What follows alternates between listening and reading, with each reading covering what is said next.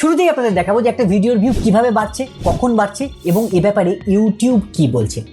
YouTube আমার একটা recent ভিডিওর অ্যানালিটিক্সের মধ্যে লিখেছে যে view are up 50%, more regular viewer are choosing to watch this video helping to increase its reach on YouTube recommendation. মানে আমার রেগুলার যে ভিউয়াররা আছে তারা আমার এই ভিডিওটাকে বেশি বেশি করে দেখছে, তার দরুন ইউটিউব এই ভিডিওটাকে আরও নতুন নতুন মানুষের কাছে রেকমেন্ড করছে। এবং নিচে আরও লিখেছে যে when the topic, title or thumbnail of a video attracts more of the regular viewer of your channel, it more likely to be recommended to viewer watching similar video on YouTube home and up next। মানে যখন আমার ভিডিওর topic, thumbnail, title এগুলো আমার regular ভিউয়ারকে বেশি বেশি করে attract করবে, তখন এই ধরনের ভিডিও যারা দেখতে পছন্দ করে এরকম অন্যান্য অডিয়েন্সের কাছেও আমার এই ভিডিওটাকে ইউটিউব বেশি বেশি করে রেকমেন্ড করবে, তাদের হোম পেজ এবং আপ নেক্সটে পাঠাবে। এখন বিষয়টা হচ্ছে আমার চ্যানেলে ভিউ আসছে, আমি খুব আনন্দে আছি, তাই আমি এখানে এসে আপনাদের জ্ঞান দিচ্ছি। এই মানসিকতা নিয়ে যদি আপনি ভিডিওটা দেখেন তাহলে আপনি বিরাট বড় ভুল করছেন। কারণ আমি এখানে যেটা শেখাতে এসেছি সেই ব্যাপারটা আপনি ভালো করে বোঝার চেষ্টা করুন। বিশেষ করে তাদের উদ্দেশ্যে এই কথাটা বলছি যারা আমার কমেন্টে এসে বারবার লেখেন, দাদা আমার ভিডিওতে ভিউ আসছে না, আমি কি করব। প্রথমে দুটো প্রশ্ন নিজের মাথায় নিয়ে আসার চেষ্টা করুন। এক, আমি এটা কিভাবে করছি, আর দুই, আপনারা কি এমন ভুল করছেন যে আপনার চ্যানেলে ভিউ আসছে না বা আপনার চ্যানেল গ্রো করছে না। প্রথমে দুটো বিষয়কে একদম ঠান্ডা মাথায় বোঝার চেষ্টা করুন। নাম্বার ওয়ান হচ্ছে শুধু ভিডিও দেখলে হবে না। আমি যে কথাগুলো ভিডিওর মধ্যে বলছি সেগুলোকে আপনাকে ট্রাই করতে হবে, আপনার চ্যানেলের মধ্যে ট্রাই করতে হবে, তবেই আপনি ভিউ গেইন করতে পারবেন। কারণ সিমিলার জিনিসগুলো আমিও আমার ভিডিওর মধ্যে ট্রাই করছি, আমিও আমার চ্যানেলের মধ্যে ট্রাই করছি এবং আমি আমার ভিডিওর মধ্যে ভিউ গেইন করতে পারছি। তাহলে আপনিও যদি ঠিকঠাকভাবে ট্রাই করেন ডেফিনেটলি আপনিও ভিউ গেইন করতে পারবেন এবং আপনার চ্যানেলকে গ্রো করাতে পারবেন। আর দু নম্বর হচ্ছে ভিডিও বানানোটা ইম্পর্টেন্ট না, কি ভিডিও বানাচ্ছি এবং কাদের জন্য সেই ভিডিওটা বানাচ্ছি সেটা ইম্পর্টেন্ট। প্রথমে কি দেখলেন ইউটিউব কি বলছে, আমার একটি ভিডিও আমার রেগুলার ভিউয়াররা, আমার সাবস্ক্রাইবাররা বেশি দেখছে এবং আমার সেই ভিডিওটাকে ইউটিউব নতুন দর্শকের কাছে রেকমেন্ড করছে। তো এখানে মানেটা কি দাঁড়ালো, আমার একটি ভিডিও যদি আমার রেগুলার ভিউয়াররা, আমার সাবস্ক্রাইবাররা বেশি বেশি করে দেখে তবে কি ইউটিউব সেই ভিডিওটাকে নতুন দর্শকের কাছে পাঠাবে, নতুন অডিয়েন্সের কাছে পাঠাবে, সেই ভিডিওটা রিচ বাড়াবে, তবে সেই ভিডিওটায় ভিউ আসবে।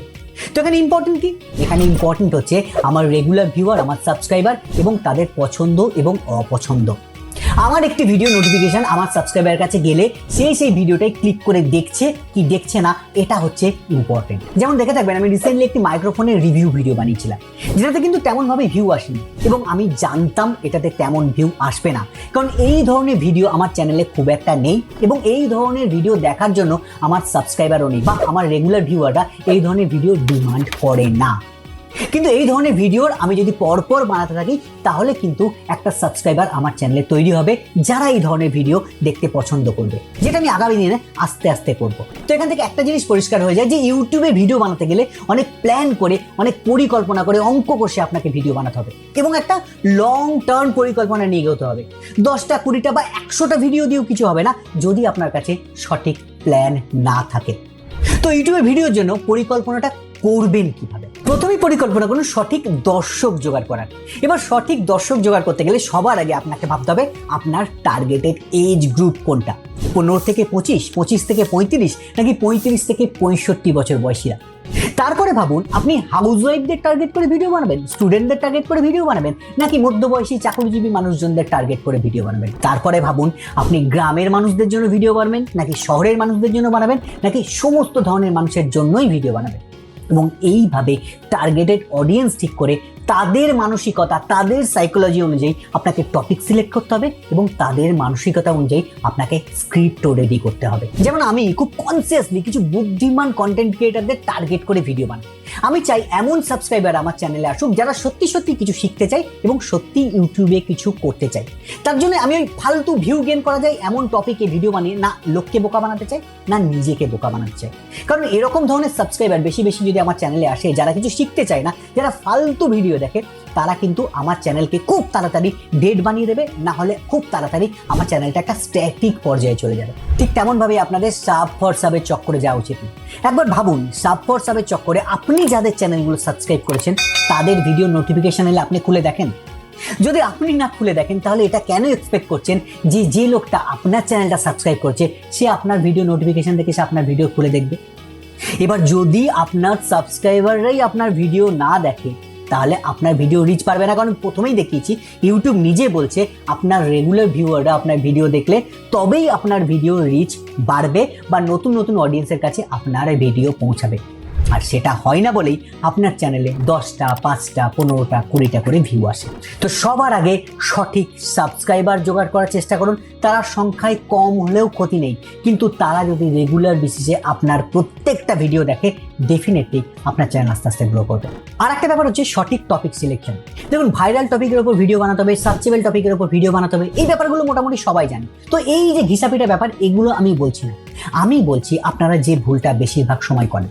আপনি এক ধরনের ভিডিও দিয়ে আপনার চ্যানেল শুরু করেন, তারপর হঠাৎ করে আপনি কোনো ইউটিউবারের ভিডিওতে বেশি ভিউ আসছে বলে সেই ইউটিউবারের টপিক কপি করতে শুরু করেন বা সেই ইউটিউবারের মতো ভিডিও বানানোর চেষ্টা করেন। এর ফলে কি হয়, আপনার চ্যানেলের যে নিজস্বতা তৈরি হওয়া উচিত সেটা কোনো জায়গায় গিয়ে ভেঙে যায় বা ব্রেক হয়ে যায়, যার জন্য আপনার চ্যানেলের নিজস্বতাটা আস্তে আস্তে হারিয়ে যায়। এবার বুঝুন, আপনার চ্যানেলে যত কম সাবস্ক্রাইবারই থাকুক, 100 জন থাকুক, 1000 জন থাকুক, তারা কিন্তু আপনার প্রথম দিককার ওই ভিডিওগুলো দেখেই আপনাকে সাবস্ক্রাইব করেছিল, তারা আপনার পার্সোনালিটি দেখে ইমপ্রেস হয়েই আপনাকে সাবস্ক্রাইব করেছিল।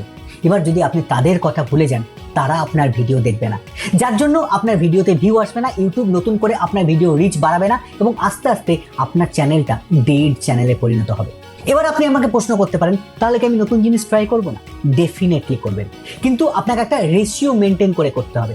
ধরুন, আপনি যে ধরনের ভিডিও বানান সেই ধরনের ভিডিও আপনি 70% বানালেন আর 30% আপনি নতুন ধরনের কিছু ট্রাই করলেন। এইভাবে রেশিও মেনটেন করে আপনাকে চলতে হবে এবং আস্তে আস্তে ওই 30%-এর সাবস্ক্রাইবারও যখন আপনার চ্যানেলে বাড়তে থাকবে, তখন আপনি সেটাকে 50-50 রেশিওতে নিয়ে যেতে পারেন। তো এইভাবে খুব স্ট্র্যাটেজিক্যালি, খুব বুদ্ধি করে, ভাবনা চিন্তা করে আপনাকে ভিডিও বানিয়ে যেতে হবে যদি আপনি আপনার চ্যানেলটাকে গ্রো করাতে চান। আর থার্ড হচ্ছে, আপনাকে কন্টিনিউয়াস ওয়েতে আপনার স্কিল ডেভেলপ করেই যেতে হবে। আপনি আমার ফার্স্ট ভিডিওটা দেখুন বা আমার 2 মাস আগের একটা ভিডিও দেখে নিন এবং তার সঙ্গে আপনি আমার আজকের এই ভিডিওটাকে কম্পেয়ার করুন। আপনি দেখতে পাবেন আমি প্রতিটা ভিডিওতে আমার কথা বলা থেকে শুরু করে আমার এডিটিং, আমার মিউজিক, আমার লাইটিং, আমার ক্যামেরা মুভমেন্ট, ইভেন আমার থাম্বনেল পর্যন্ত আরো বেটার করার চেষ্টা করে গেছি। ইভেন এখন যে কথাটা বলছি, যে টেকটা নিচ্ছি, এটা আমার 5 নম্বর টেক। তো বেটার করা, আরো ভালো করা, এই খিদেটা আপনাকে বাড়াতে হবে এবং আপনার স্কিলকে আরো বেশি বেশি করে ডেভেলপ করতে হবে। আর এটাই গ্রো করার ইউটিউবে একমাত্র রাস্তা।